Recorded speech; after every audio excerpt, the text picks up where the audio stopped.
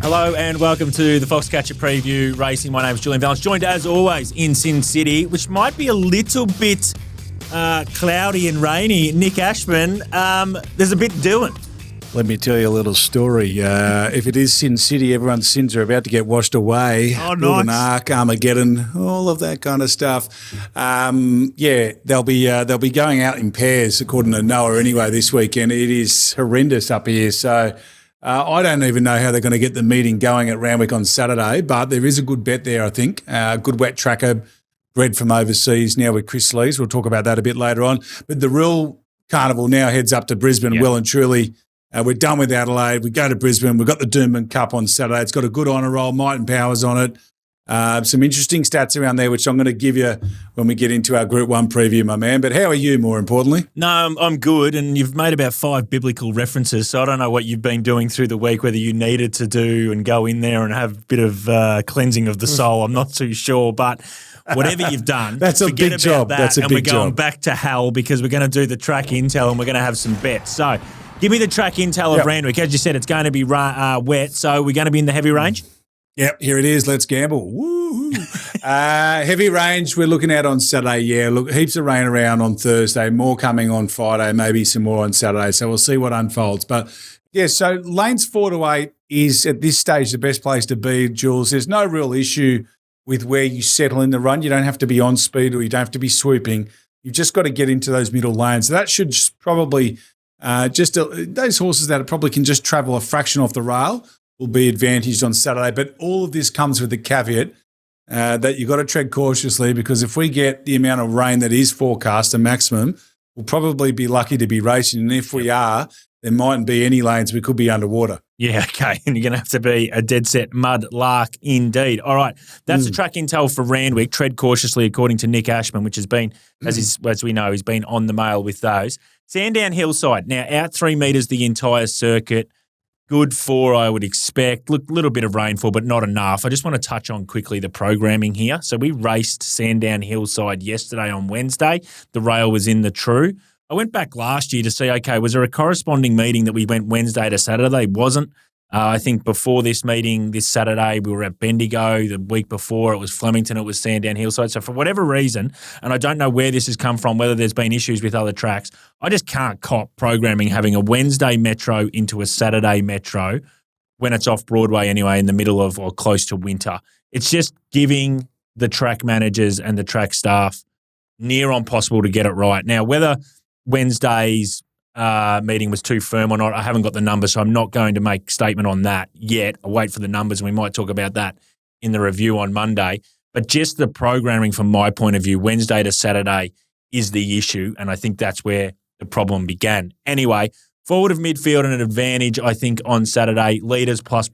They can Shanghai off that bend, so maybe that's how I am pushing my eggs into the basket. But as I said, I reckon the programming's ordinary. Wednesday into Saturday for both meetings. Doomben, our 2 metres in the entire circuit. We're in the true last week for the Doomben 10,000. Now we've got the Doomben Cup, Nico. It's drying conditions up there, so we might be on a good soft range. Yeah, we're sort of saying good to soft at this point in time. We're recording this on Thursday morning. They are suggesting that the better ground is lanes 6 to 13. That's at acceptance time. And, of course, with drying conditions, that maybe can change. We might see horses back towards the inside part of the track come into play. So we have to remain a bit nimble there. What I can tell you is it's going to be similar to last week, where it'll be an advantage to be forward of midfield. So on paces, plus, not necessarily leading, but just that sort of first 6 or 7 in running, I think will be an advantage at Doomben on Saturday. So we'll talk about the Doomben Roses and some of those key races where we've got horses that are going to go back from wide gates. I think that'll be interesting. And as I come back to you as well, Jules, I see John Kanga on Twitter last night apologising for the firmness of the deck at Sandown on Wednesday. I think you're 100% right. I think given that they're going to race 3 days later, they didn't want to cut up the track too much, so they probably let it be a little drier than they should have done. Yeah, and he comes out and apologised, and I'm neither here nor that with that. At the end of the day, the track didn't race how it wanted to race, and as I said, I don't have numbers, so I'm not going to make opinion. But I just think going back, the actual key issue here is not that bit, it's the programming of Wednesday to Saturday, because you're just on an absolute Yeah, it makes it very, very tricky to work out what they're going to do. So I suppose they're going to put some water on today and maybe tomorrow, but they've just got to be careful that they don't get 5 mils on Saturday, because then we have issues as well. I don't think that would have occurred if we had the Wednesday to Saturday. That's the key fundamental issue they need to fix up, not so much the other part, because the other part is because of the initial issue. That was the track intel this week. All right, let's get into the Group 1 set. We had the Doomben 10,000 last week. We now have the Doomben Cup. 2,000 metres, Group 1 race. Look, I'll start with obviously the most talking horse probably in Australia, and we know who she is. She's Pride of Jenni. She dictates and controls this speed. There's no issue there. Is there anything that's going to go somewhat with her? And we talk about this a lot. We spoke about this before the Australia Cup. I did a big sort of preview on, that length of string of where she probably needs to be in front, probably at the 800 metre mark, compared to if she's got a winning chance, compared to when she's vulnerable, that piece of string becomes a little bit less. Is there anything that's really going to go with her, or is she just going to have the ability? Gate 1's an interesting one for her, and we spoke about this in the Australia Cup as well, as she can sometimes, when she is drawn wide, she just has momentum to come across at her own speed. Gate 1, Craig's going to have to probably give her a dig out to get her humming along, and then we see her probably from the 1,400 to the 800 is where she busts this race open. Anything else really going to go with her, mate? Well, I think it depends. The last time she jumped from Gate 1 was 2 starts ago, and that's, where she had to really lead at a real fast tempo.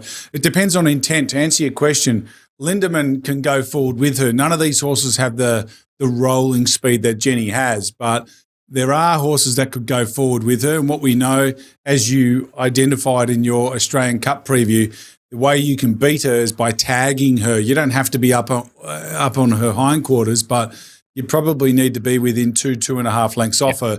Lindemann's a horse that can do that. He's hard fit.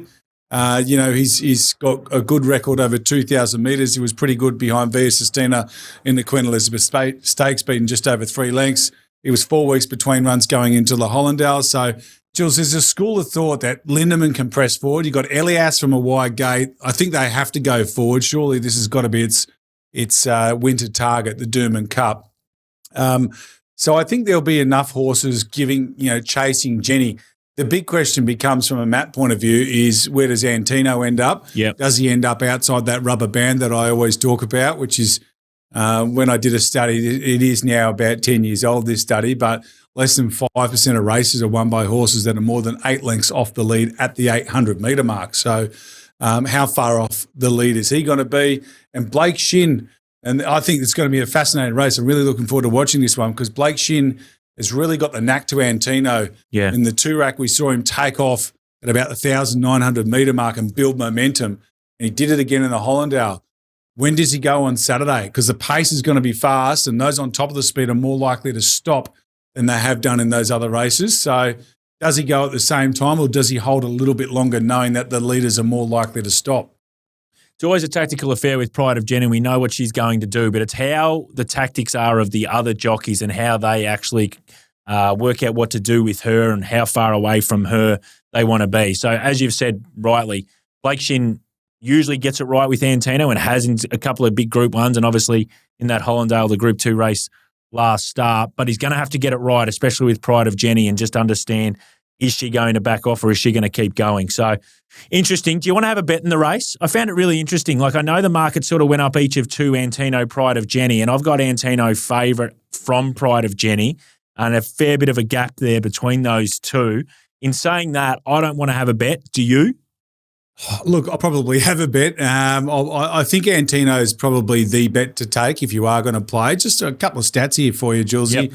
Yep. Favourites have won 9 of the last 30 editions of this race. If you had $100 on each one, you'd be up $275. Mares have got a pretty bad record if you're looking to back Pride of Jenni. Only 3 have won since 1995. The most recent one was Knedner in 2019. Just on Antino as well, he's won for you double-digit barriers. He jumps, of course, from barrier 11.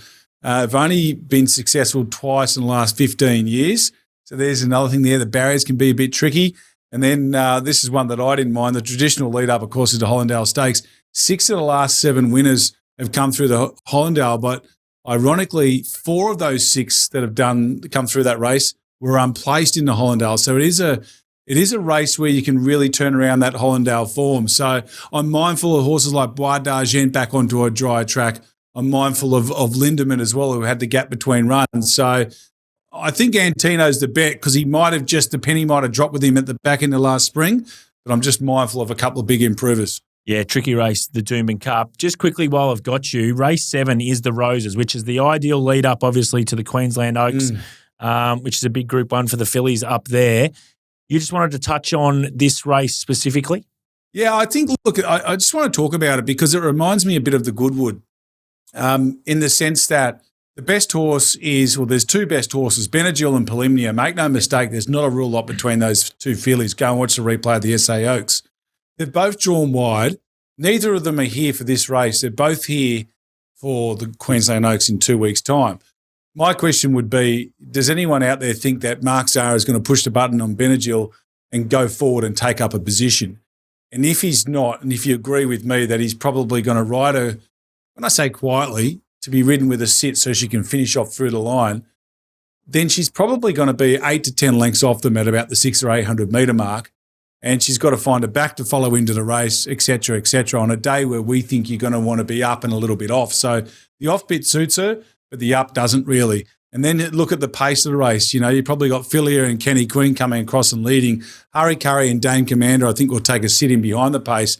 They could pull up mid-race here with 2 or 3 cheap sectionals, and it's going to be the Giga Kick effect where, yeah, sure, you got the best horse, and I think Benadryl will produce the best last 200 metres of the race, and one of the better late splits of the day possibly even. But is she going to end up in a mathematically impossible position to win, given at her grand finals in 2 weeks, Julesy? Yeah, that's a really good point. And I think important for the punters to understand. We speak about this a lot, that this is not the grand final for these fillies. That obviously, as you've mentioned, is in 2 weeks' time. Let's see what happens. And as you've really correctly identified, that the way it is, that if Mark Zahra ends up being negative neutral on this horse, it is going to be really hard for Benadryl to pick up the rest of the field. That was the Group 1 set and a touch on the Doomben Roses. All right, Nico, time now for your New South Wales set. What do you got for us? Yeah, just the 2, Jules. Here, a little bit cautious about playing at headquarters on Saturday. Let's go to race 7. Now, this is a horse that I love the timing for, Zaphod, for Chrissy Lees. This is a Chris Lees special. I think he's potentially a carnival horse, not necessarily in the big races, but I reckon he's got enough ability, but they're just bringing him along nice and slowly. He resumed off 3 months. He looked good in a couple of trials. He resumed off 3 months in that benchmark 94 over 1,800 metres at Randwick on the 26th of April. It was won by Les Vampire, who went on off the back of this and won over 2,000 metres in a really good victory in fast time. So Les Vampire is a good horse to follow. He's run second to him. Les Vampires had the fitness edge on him. They backed him. He was 19 to 7, Zaphod. And I just thought, like, if you watched the replay for a horse first up, he had to switch course a couple of times in the straight. Wasn't easy to do. I reckon it was a sign that he's come back. He's the best bet at Randwick on Saturday, and you're getting a reasonable price, I reckon, to find out about him. I marked him a bit shorter, and I do take that there are a couple of horses in that race that, you know, are still on the way through themselves, but I think he's the one. And then go to race 8. This is a horse that's been scratched more times than an itchy bite, to use an 80s term. Number 3, Green Fly. Won well first up at Rosehill Gardens. I think we had him that day. And then last time out was just a mile back, never got a clear crack at him in that Punch Lane race, also on the 26th of April at Randwick, where you wanted to be up on top of the speed. So I'm looking for 2 horses out of that meeting. You might remember in our post-race day analysis on the Monday, Jules was saying it was a real good day to be forward of midfield. Yep. So I've gone looking for a couple of horses that were withering through the pack, and that's Green Fly and Zaphod.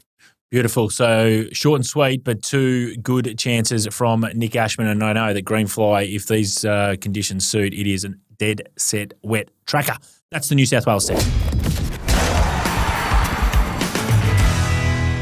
All right, for my Victorian set, obviously we're playing at Sandown Hillside. I found this day quite competitive and even, but I'm still happy to have a few bets. So I've had a few. So race 4, this is a hot race. I've gone down close to the bottom. Number 16, the horse's name is Taken. So first up, Pakenham Maiden ran into a horse called Zuna, and I've got that race going, as I said. It doesn't sort of mean much for too many others, but went through the roof, plus 9.5. So I wanted to be with it wherever it went next start. It then went to Pakenham again, 1,400 metres, went up in distance 200 metres, and won really well. Convincing effort, started in the red, was well supported.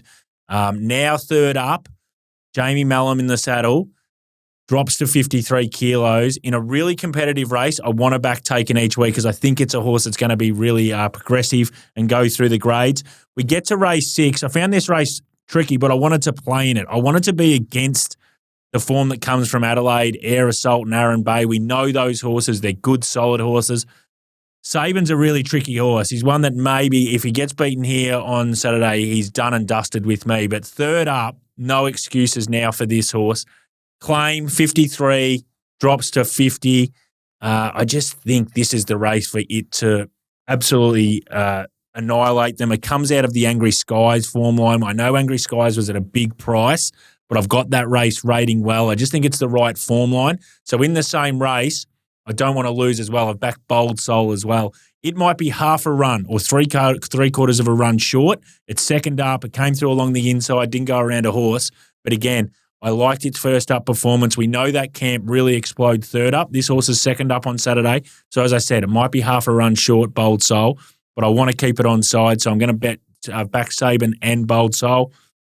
And then we get to race 8 again, really competitive race. LOU marked it favourite, deserves to be favourite, but I'm backing Red Galaxy. Now this is a horse that drops in weight as well. It goes to 53 kilos, and we banged on last week about Libramy dropping in weight. It's an acceleration horse. Red Galaxy's not that kind of horse, so it dropping in weight, it's not a huge acceleration horse. Red Galaxy's more of a high pressure, absorb the pressure, sits on speed, and probably got plenty of 11.8s in it. I don't think it's got an 11.1, 11.2 in it. So dropping in weight's not the key factor for me for this horse. But what the key factor for me is I think this race shape's going to be high-pressure race with LOU in the race. I think Red Galaxy can sit in the first 3 or 4 as well. The harder they go, I think the better for Red Galaxy with 53 kilos.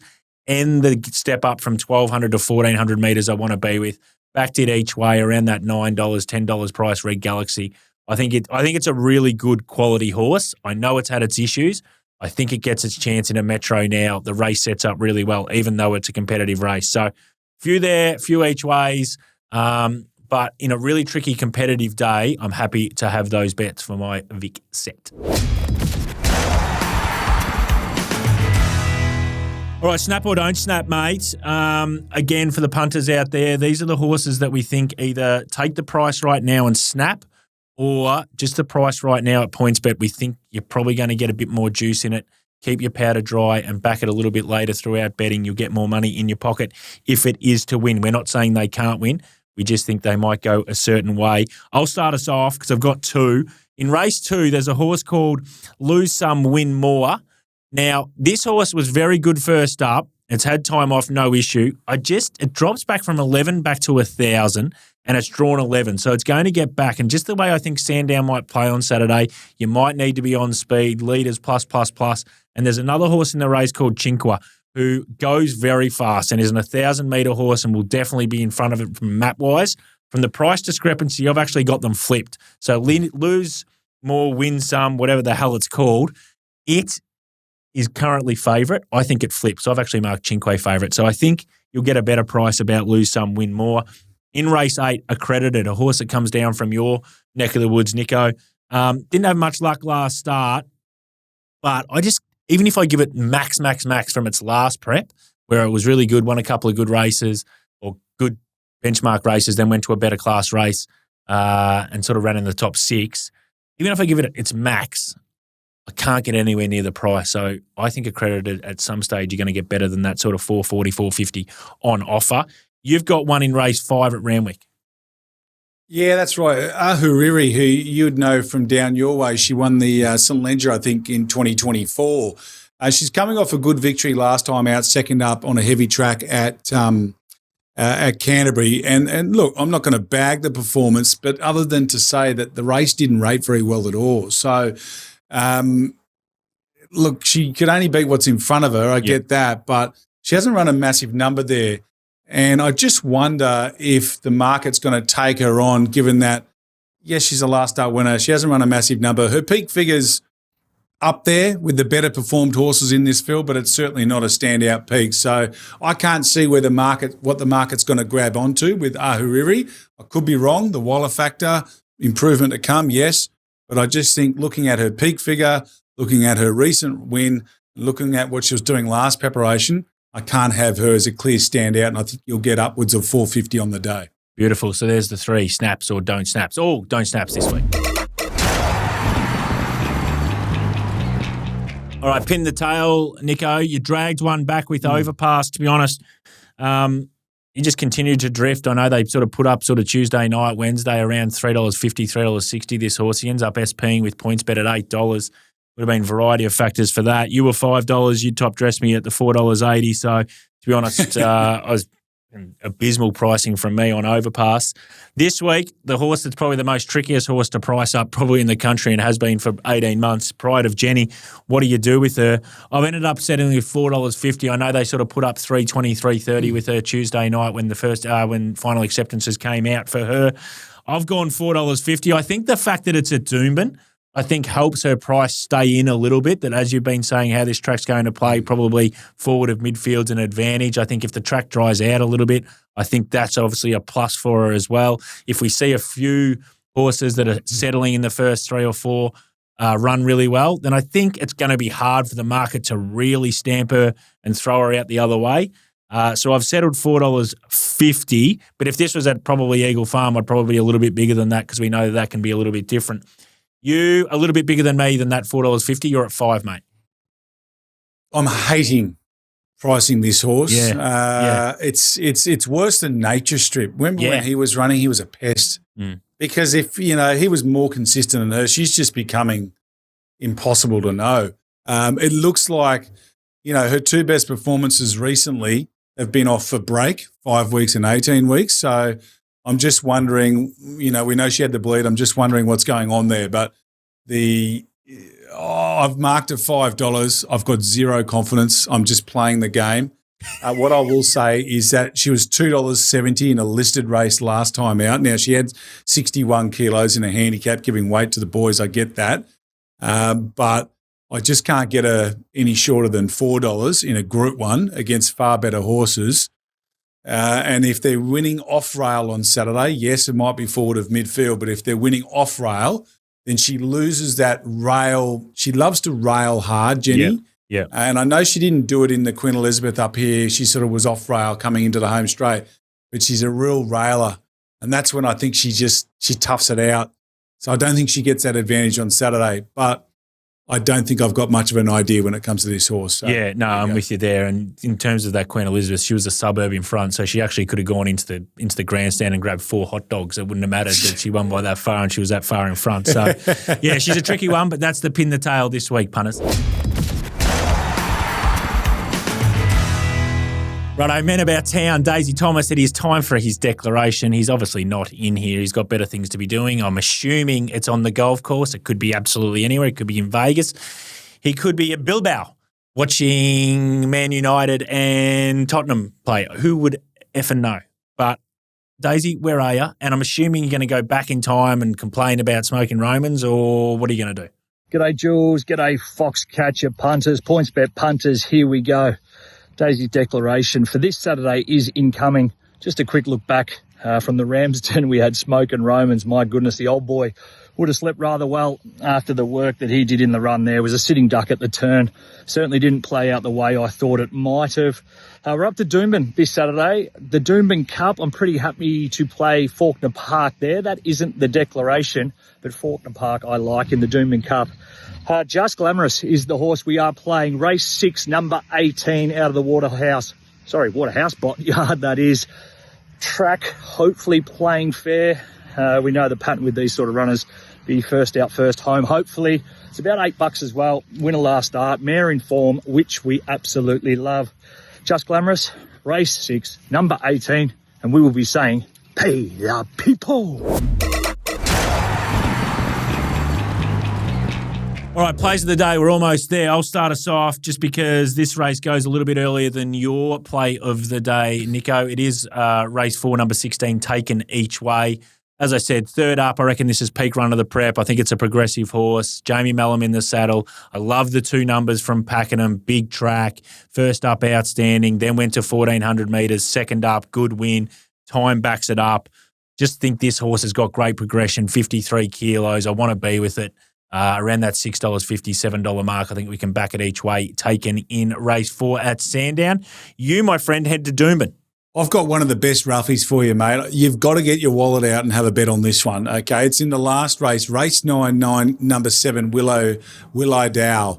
Really progressive on-speed galloper. He's won 8 from 20 overall. He came into this preparation sort of off the back of dominating the benchmark system here in Sydney. He won 3 of his last 4 runs before this preparation, culminating in a benchmark 88 win with J-Mac in the saddle. He goes forward, he makes his own luck, and he's ultra tough. He handles dry tracks, he handles wet tracks. I want to talk to you now about this preparation. He resumed with a good win in a Group 3, beating Iona, Merck and Broodnell. He won comfortably, ran reasonable time. He then goes to Liverpool City Cup, which is a really good pointer to the Doncaster Mile, a Group 3 race over 1,300 metres, pretty similar to this one on Saturday. His SP in that was $5. He ran 5th. He was beaten a length and a half by Iona Merck. Gringotts was in that race. No Gringotts in this race on Saturday. Out of that, he goes to the Group 2 Ajax, carries 55 kilos there, beaten this much by Iona Merck as a $7.50 chance. Group 2 1,500 metre race in Sydney during their autumn carnival.